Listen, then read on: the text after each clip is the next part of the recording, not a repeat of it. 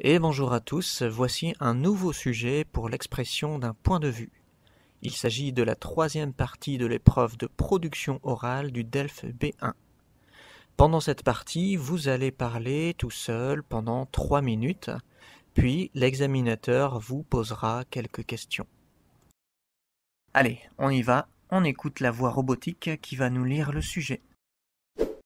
La mobilité douce en ville. Les villes cherchent de plus en plus à promouvoir la mobilité douce, c'est-à-dire les modes de déplacement non motorisés tels que la marche à pied, le vélo, la trottinette, ou encore le roller. Cette tendance est motivée par la volonté de réduire la pollution, de désengorger les routes, et d'améliorer la santé publique. De nombreuses municipalités ont ainsi investi dans des infrastructures adaptées, pistes cyclables sécurisées, zones piétonnes, etc. Cependant, cette transition n'est pas sans défi. Certains habitants trouvent ces changements contraignants et estiment que les déplacements motorisés restent indispensables. Qu'en pensez-vous? Êtes-vous favorable à l'augmentation des infrastructures pour la mobilité douce en ville? Alors, comment bien aborder ce sujet?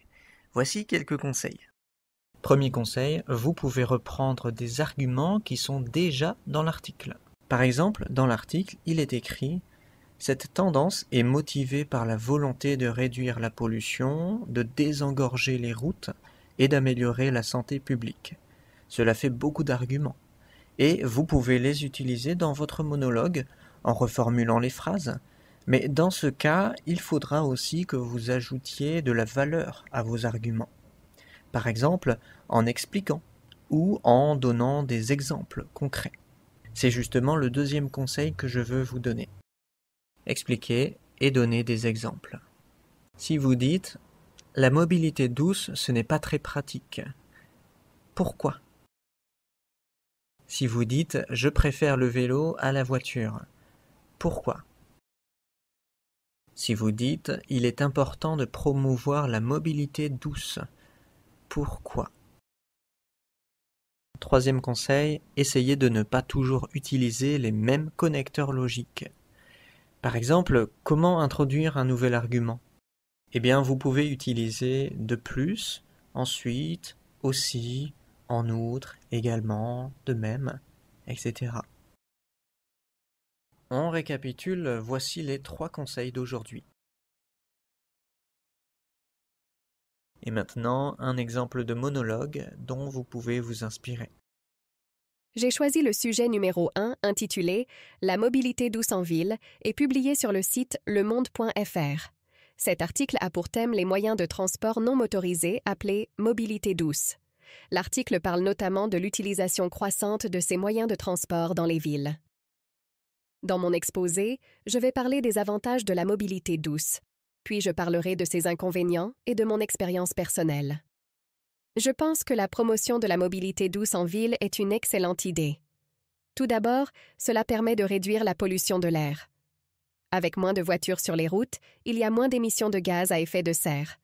Cela aide à lutter contre le changement climatique et à améliorer la qualité de l'air que nous respirons. C'est particulièrement important pour la santé publique, car la pollution de l'air peut causer des maladies respiratoires et cardiovasculaires. De plus, les infrastructures pour la mobilité douce, comme les pistes cyclables et les zones piétonnes, rendent la ville plus agréable à vivre. Elles créent des espaces où les gens peuvent se déplacer en toute sécurité, sans craindre les accidents avec les voitures. Cela encourage aussi les gens à marcher ou à faire du vélo, ce qui est bon pour leur santé. Faire du vélo ou marcher régulièrement peut aider à rester en forme, à réduire le stress et à améliorer le bien-être général. Cependant, je comprends que certaines personnes trouvent ces changements contraignants. Par exemple, les personnes âgées ou celles qui vivent loin du centre-ville peuvent avoir des difficultés à se passer de leur voiture.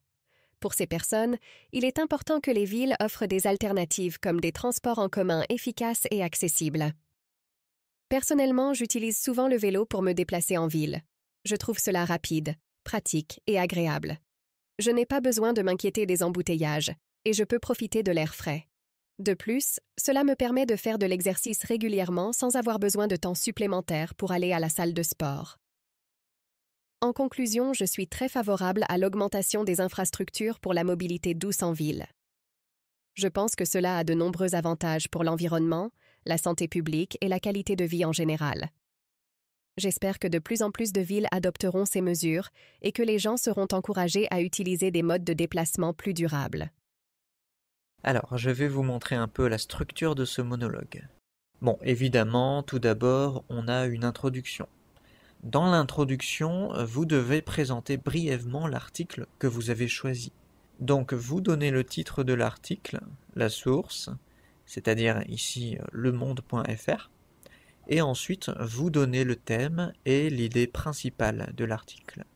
Qu'est-ce qui est le plus important dans cet article? Vous pouvez faire 1 ou 2 phrases pour parler de ça. Ça ne doit pas être trop long. Et enfin, il est conseillé d'annoncer votre plan. Dans mon exposé, je vais parler des avantages de la mobilité douce, puis je parlerai de ses inconvénients et de mon expérience personnelle. Voilà, ça c'était l'introduction, et on va maintenant se concentrer sur le reste. On a ici le développement, c'est là que vous mettrez vos arguments. Et ici, la conclusion. Ça, vous le savez, la conclusion, c'est indispensable. Alors, on va voir les différents arguments. 1, 2, 3 arguments. Les 2 premiers arguments sont plutôt en faveur de la mobilité douce. On y parle donc des avantages. Et le dernier argument est plutôt négatif. Ce sont les inconvénients de la mobilité douce. Et vous voyez que tous ces arguments sont reliés par des mots connecteurs, ou connecteurs logiques. Tout d'abord, de plus, et cependant. Ces connecteurs logiques sont très importants. C'est ce qui va ajouter de la cohérence à votre monologue.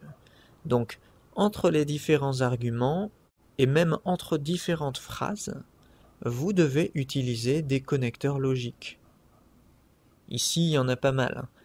Comme je l'ai déjà dit, essayez d'utiliser des connecteurs logiques variés, c'est-à-dire n'utilisez pas toujours les mêmes mots. Voilà, ça c'est la structure du monologue. N'hésitez pas à mettre la vidéo en pause pour mieux regarder ce texte.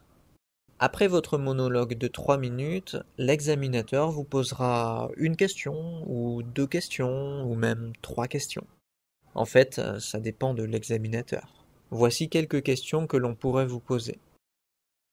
Avez-vous des idées ou des suggestions pour encourager davantage de personnes à utiliser des modes de transport doux dans votre ville?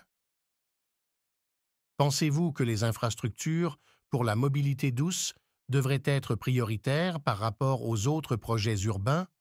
Pourquoi? Quels sont, selon vous, les avantages et les inconvénients des systèmes de location de vélos en libre service? Est-ce que vous connaissez la différence entre en plus et de plus? Cela veut dire la même chose. Mais en plus est plutôt utilisé à l'oral, tandis que de plus est plutôt écrit.